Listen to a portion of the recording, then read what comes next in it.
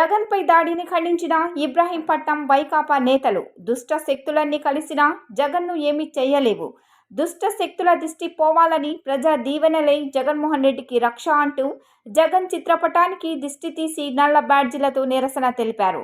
రాజ్యాంగ చరిత్రలో చీకటి రోజుగా దాడిని సంఘటన. ఇలాంటి చర్యతో రాజకీయాన్ని కోల్పోతున్న కూటమి పక్షాలు భౌతిక దాడులు ప్రజాస్వామ్య వ్యవస్థకు మాయని మచ్చ అంటూ జగన్ జోలికి వస్తే ప్రజా ఆగ్రహం చవిచూడక తప్పదు అని మండిపడ్డారు. ప్రజాదరణ చూడలేక ఇలాంటి దుష్ట కార్యక్రమాలు చేస్తున్నారని, రాజకీయంగా ఎదుర్కొనే ధైర్యం లేక దొంగ దెబ్బ తీస్తున్నారంటూ ఆగ్రహం వ్యక్తం చేశారు.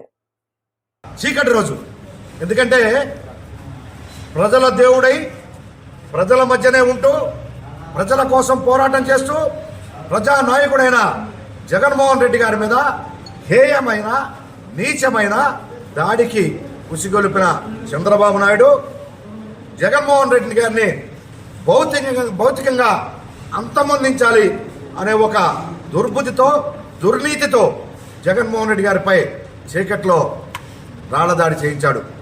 దీనికి మేమందరం ఒకటే చెప్తున్నాం, మిస్టర్ చంద్రబాబు నాయుడు, జగన్మోహన్ రెడ్డిని అంతమొందించడం నువ్వు కాదు కదా, నీ తల్లో చేజమ్మ వల్ల కూడా కాదు. ఎందుకంటే ప్రజల గుండెల్లో గుడి కట్టుకుని ప్రజల చేత శభాష్ అనిపించుకున్న మహోన్నత వ్యక్తి. ఆనాడు మహాత్మా గాంధీకే గాడ్సే ద్వారా సావును తెప్పించగలిగారేమో కానీ ఈనాడు జగన్మోహన్ రెడ్డిని మా నుంచి దూరం చేయడం మీ వల్ల కాదు. ఎందుకంటే ఇంత గొప్ప పనులు, ఇంత గొప్ప పరిపాలన చేసిన మహోన్నత వ్యక్తి ఎవరైనా ఉన్నారంటే ఈ భారతదేశంలో ఏకైక నాయకుడు ఒక జగన్మోహన్ రెడ్డి.